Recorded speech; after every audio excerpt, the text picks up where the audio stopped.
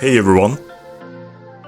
Today we are in Okutama, just outside Tokyo, checking out some really cool spots, from mysterious caves to floating bridges, all while enjoying the colors of Japanese autumn. It's gonna be awesome, so stick around. There's a hidden gem in the mountains of Okutama, a place not so many people know about. It's called Ogouchi Shrine. As you walk the quiet paths leading up to it, you might not expect much, but there is a surprise waiting. It's not that kind of spot that packs with tourists, but that's part of its charm. While stunning all seasons, autumn particularly stands out, with trees exploding in different colors. Ogouchi Shrine is simple, peaceful, and pretty easy to miss if you don't know where to look. But there's something about it that draws you in. Something you won't immediately notice.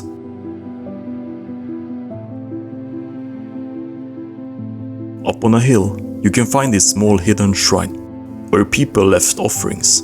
There were coins, beverages, and a fortune note.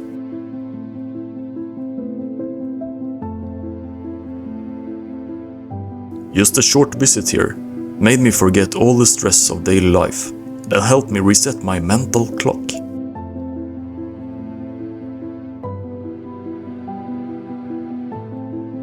But now, for the main event.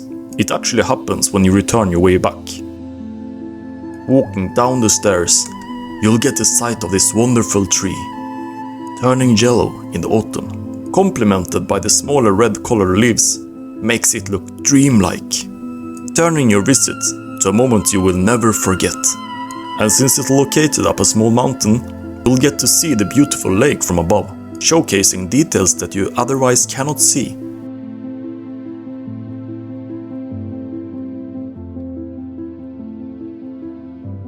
Believe me, if you plan to visit Okutama, this is a must-see.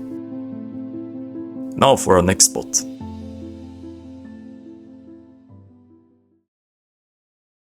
Located just about 10 minutes away from our previous location, you can find this floating bridge. It's called the Mugiyama floating bridge.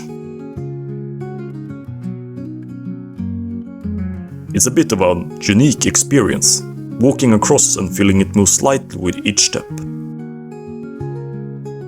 I'm not gonna lie, it's a bit of a thrill, but the view of the water and mountains makes it totally worth it.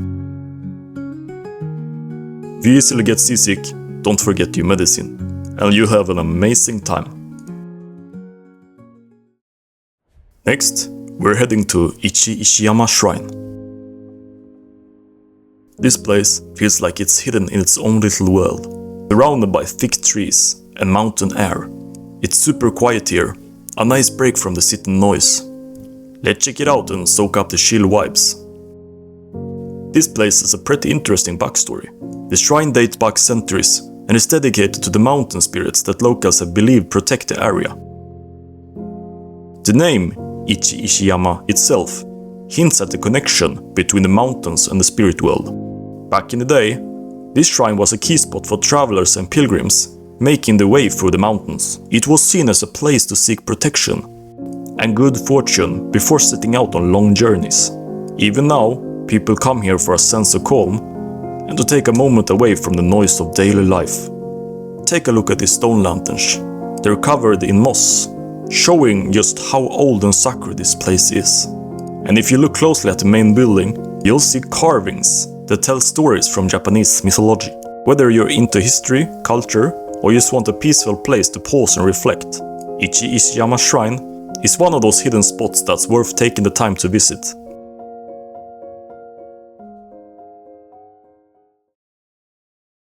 Alright, now we're going on a small expedition. And no, it's not Atlantis, nor El Dorado. It's something even more exciting. We are about to enter the Nippara limestone caves.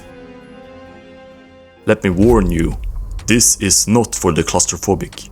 As you step inside, you will immediately feel the temperature drop.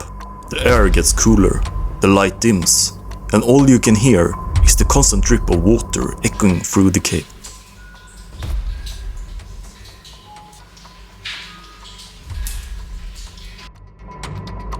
It's almost eerie, but in a fascinating way.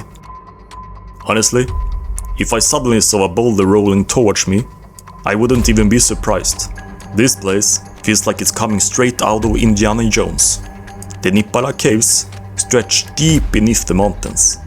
And while they've been open to the public for over a century, these limestone formations have been around for much longer, millions of years in fact. These caves were formed by the gradual erosion of limestone over time, and they've created some seriously cool formations. As you make your way deeper, you will come across the main hall of the cave, an impressive open space lit by carefully placed lights that cast shadows, and highlights the natural texture of the rock walls. The way the light plays off the stalactites and stalagmites creates an almost otherworldly atmosphere. So some history about this place. It wasn't until the late 19th century that this place were fully explored and documented. Back then, locals discovered the caves while searching for water sources and exploring the rugged terrain of Okutama. They quickly realized this wasn't just a regular cave, it was a sprawling network of underground chambers, carved by water seeping through limestones over countless millennia. Over the years, the cave has been carefully developed to allow visitors safe access while preserving its natural beauty, and today it stands as one of the largest limestone caves in the Kanto region, and a testament to the slow, powerful forces of nature that shaped it. By the way, the entrance fee as today is 1000 yen, and it's, in my opinion, totally worth it. Walking through the whole cave takes about 40 minutes to an hour, but once resurfing again, you'll feel like you've been there for hours. It's something magical about the cave, something that makes you feel like the time stopped, which makes you once again really appreciate the views outside. Alright folks, we made it to the grand final, the Ogouchi Dam. Now, I know what you're thinking. This is a dam, how exciting can it be? Trust me, once you see this one up close, you'll be going, oh, damn. And yeah, the pun was absolutely intended. Well, this isn't just any dam. This one's got history, views, and a size that makes you reconsider that question. This is one of the nice stunning views you can get from above. The blue water, contrasted by the autumn leaves, makes it look like something from a story tale. I would not want to fall down that. By the way, built in the 1950s, this wasn't just another construction project. It was a major feat that brought Tokyo a vital water source and became a symbol of post-war resilience. And let's be real, without it, Tokyo would be a lot thirstier, and so would our ramen bowls. Surrounded by these mountains, it makes you want to look around in any direction.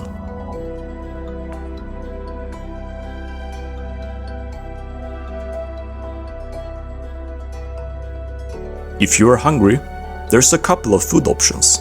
Inside the Okutama Green Water Friendship Hall building, you can find various food options like soba, tonkatsu, tempura, and more. After enjoying all that food, why not have a look at the beautiful trees just outside the facility? And that wraps up our day. What is your favorite autumn activity? Let me know in the comments below. And don't forget to subscribe for more content like this. Thanks for watching and bye!